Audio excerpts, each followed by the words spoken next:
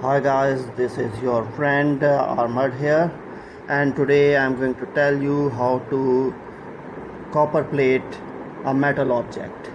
Why I'm selecting copper is that because it is very easily available, and like all your electric wires, if you can see that they are all made up of copper. So I intend copper plating this old and rusty nice knife, as you can see it here. So one thing that I need to tell you guys is that you need to get rid of all the rust anywhere that you have. So see, I have polished it nice and fine with this sandpaper. You can see some rust on the sandpaper as well. So one side, just to show you, I have polished it and you can see that there is no rust on this side. However, I'm going to clean it before actually putting it for the electroplating. You can feel the difference. Similarly, the metal or the object that we're using for the electroplating, that is copper, that also needs to be absolutely clear of all type of rust. See, so this is the one that I have polished and rubbed with the sandpaper. You can also use vinegar or a buffing machine, or you can use vinegar along with the aluminium foil to clean off the rust.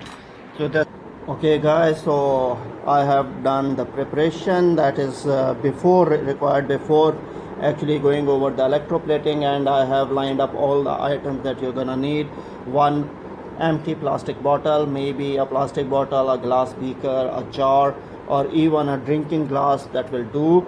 Some amount of table salt is the normal table salt that you use, a scissor, normal vinegar, it's the white vinegar, you don't use the organic one, it's the white synthetic vinegar. And here I have the source, that is the copper, and as you can see now that I have cleaned and polished nicely both the required. We need actually two copper sources, so one acts as anode and other acts as cathode. And this is the object that I'm going to electroplate.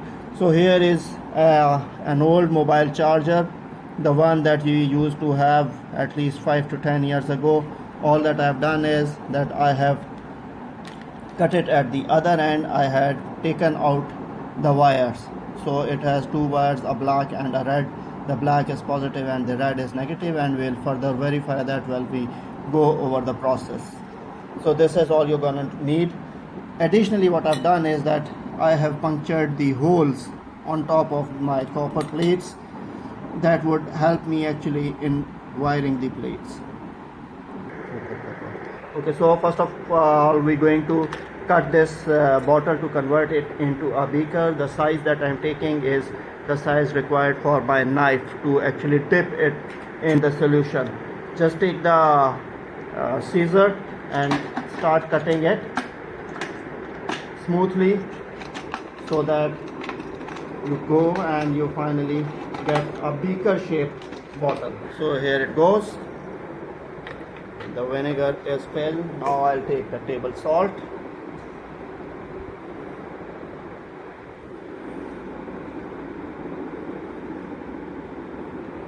Almost half teaspoon of salt would be enough. Salt will just speed up the process of electrolysis. Okay, so now we are all done. You see the holes that I made. I have just wrapped the wires around that, and now I have a set of electrodes and cathodes ready for my next operation. Okay, so we'll just dip the two rods into the glass beaker and make sure that they do not touch each other. They need to stay at a bit of the distance. Too much of distance is also not good. As you can see here, I have kept almost about 3 to 3.5 inches. The charger that I am using here is 4.8 volts and 0.75 milliamperes. You can use anything with under 5 volt, that is any. So I'm going to now leave this process going for about 30 minutes or so. 25 to 35 minutes would be okay. And as you can see that it has already started to extrude, and maybe from here you can see the bubbles coming out of the negative plate.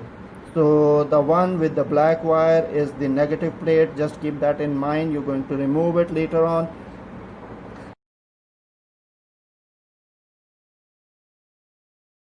Well guys, so it's about 35 minutes now, and as you can see here, the process is still going on. I've just switched off the charger for once, just to show you what's happening inside. Just have a look at the positive one. It's turned black actually because of the iron deposit on this side, and the negative one, as you can see, give you a close-up here. The see it is started to erode, and as you can see, the color of the electrolytes turned light blue. So I'll just let the process go for another, let's say, 15 minutes. Since I'm using vinegar, if we use sulfuric copper sulfate, it's going to expedite the process and the electrolytes gonna be ready real fast. However, the vinegar and the salt, they also do the trick, but at a lower rate. So I just let it run for another, let's say, 15 minutes, and then when we see what happens.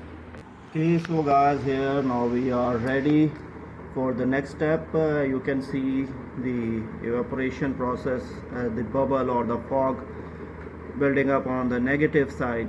You can see it has spaced up, and the electrolyte has also turned light blue, crystalline light blue. This is how it looks from the top, and you can see the bubbles coming out. So now the process is ready. The total time taken till this stage is about 50 minutes. What I'm going to do is I will remove the negative one, the negative side which was producing bubble.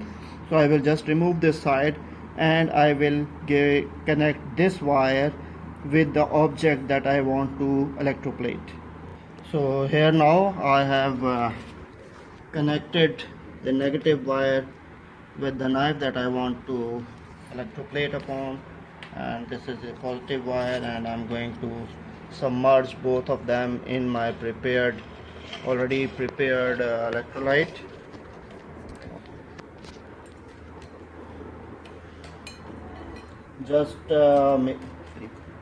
Just make sure that these two do not touch each other, so you just keep maintaining the same distance.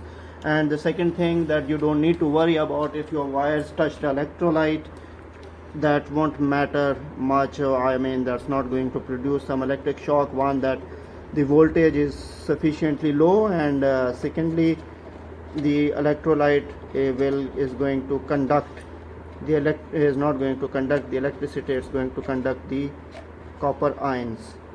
So you can just see in close up, you see some bubbles being produced on the knife. I think if you can see from this side here. So this is the knife is being electroplated right away, and I have just placed a wooden pencil here to stabilize the knife so that the two rods do not touch. Point to note here is that the process is slow. So initially a very fine and thin layer of copper is going to settle on the plate, and if you give it a couple of repeats, it's going to get better. Secondly, you may need you'd be required to move the object in various direction so that the plating gets better and equal on all the sides. Okay, so it's 4 minutes now. Let's see what are the results. So here, if you can see, this is the copper layer, this one here. See, very fine and nice layer, although it is wet at the moment, but you can see it's very even, and there are no bubbles and no spots. The only shades that you see, they are what were already there in the original iron. See this one, like here. So So just let it dry for a few minutes. Do not wipe it with anything. After it's dried, you can clean it with a cloth or a towel or tissue, anything. Do not rub it with any sandpaper or something. These are a couple of other objects that I have tried, and just a hint here that the repeat process is going to give you a better finish and a finer look, as you can see here. If you like this one, please like and subscribe. Thank you. Thanks for watching. Goodbye.